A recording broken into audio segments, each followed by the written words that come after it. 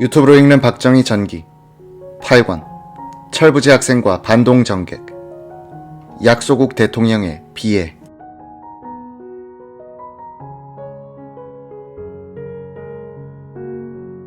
1987년 이병철의 사망 직전에 나온 그의 자서전 호암자전은 한국 비료공장 건설과 관련하여 박정희 대통령을 걸고 들어가는 기술 방법을 택했다.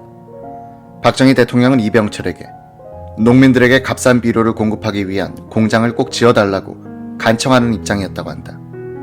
발단은 1964년 봄으로 거슬러 오른다. 박 대통령은 청와대를 예방한 이병철에게 이렇게 말했다는 것이다. 이 사장은 이제 일을 피하지 말고 새 사업을 일으켜 경제 재건에 적극 참여해 주시오. 이렇게 운을 뗀 박 대통령은 농약 공장을 지어달라고 했다. 이병철은 기술, 자금, 시장성을 아직 검토해보지 않아 뭐라고 말할 수 없다고 회피했다는 것이다. 그렇다면 이 사장께서 오랫동안 구상하신 비료 공장은 어떻습니까? 이병철은 그 제의에도 즉답을 피했다. 박 대통령은 이 사장은 우리 정부에 협조할 생각이 없군요 라고 했다는 것이다. 그렇지 않습니다. 다만 역부족일 뿐입니다. 이 사장이 역부족이라면 다른 사람은 더 논할 것도 없죠.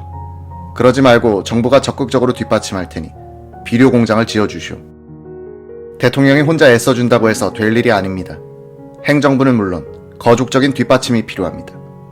행정부의 적극적인 협조 없이는 이와 같이 큰 사업은 성사되기 어렵습니다. 박 대통령은 즉석에서 장기영 부총리를 불러들이려는 것이다. 장 부총리, 이 사장이 비료 공장을 짓기로 했습니다. 장 부총리가 전 책임을 지고 뒷받침하시오. 최선을 다해서 지원하겠습니다. 이병철은 확답을 하지 않고 물러나왔는데 장 부총리는 그 뒤 여러 번 공장을 건설해달라고 간청해왔다고 한다. 장 부총리는 대통령의 뜻도 그러하지만 나도 내 임기 중에 비료 문제만은 해결하고 싶다고 했다.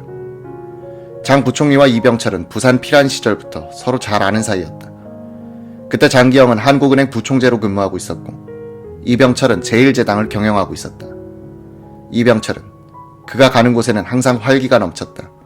어찌나 분주한지 세상을 마치 혼자서 다 사는 것 같았다 라고 회고한 적이 있다. 이병철은 장기영 부총리에게 조건을 달았다고 한다. 연산 30만 톤 규모의 비료 공장을 짓는 데는 첫째 정부 시책이 조력 모계가 안 된다는 전제 조건이 있어야 하고 대외 교섭 등 모든 권한을 삼성에 일임한다는 정부의 공안이 필요합니다. 장 부총리는 한마디로 이를 수락했다는 것이다. 며칠 후 박정희는 이병철을 불렀다. 결심해 주셔서 고맙습니다. 어차피 이 공장은 이 사장이 짓는 것이니 서둘러 주십시오.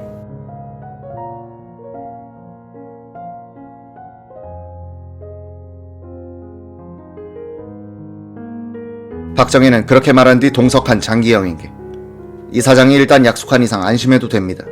그 대신 정부가 지원할 일이 있으면 적극적으로 뒷받침하시오 라고 거듭 당부했다고 한다.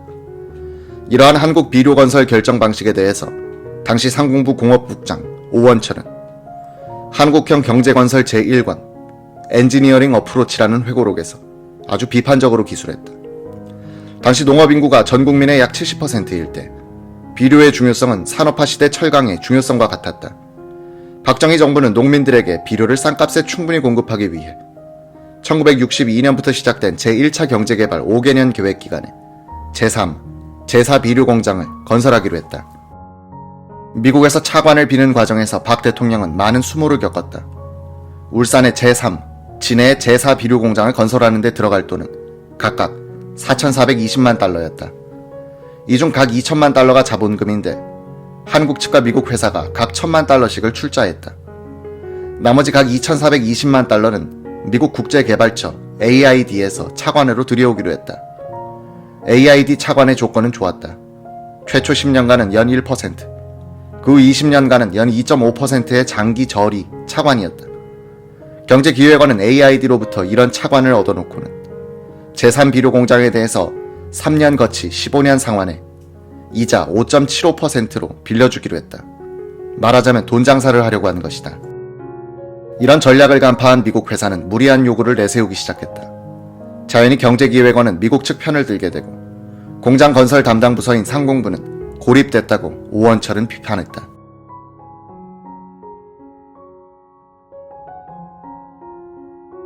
울산 제3 비료에 출자하기로 한 스위프트사는 먼저 15년간의 경영권을 내놓으라고 요구했다.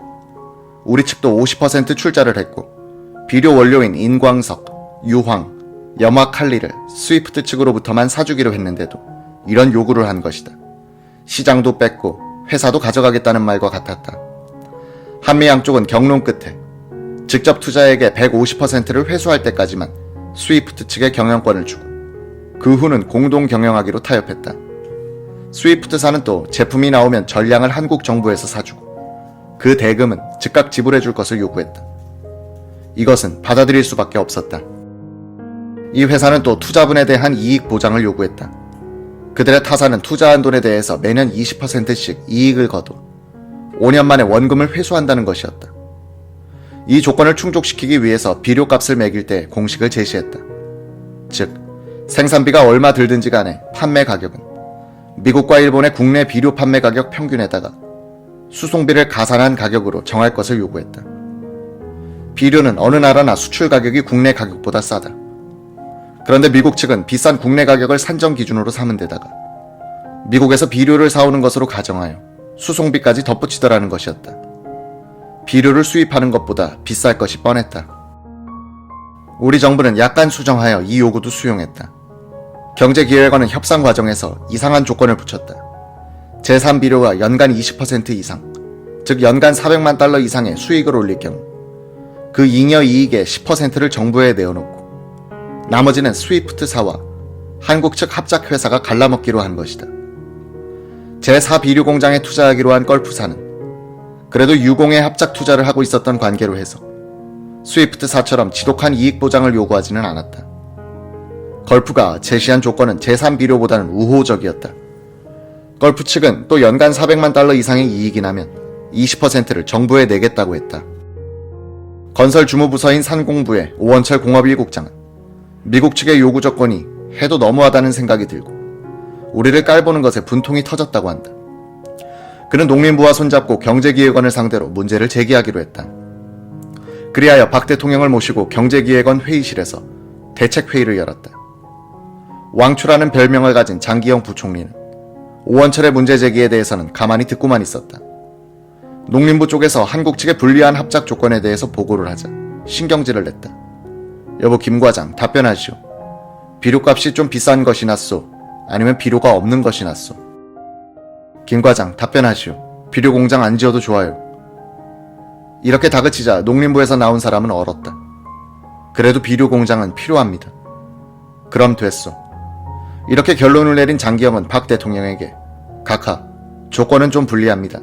그런데 대안이 없습니다. 라고 했다.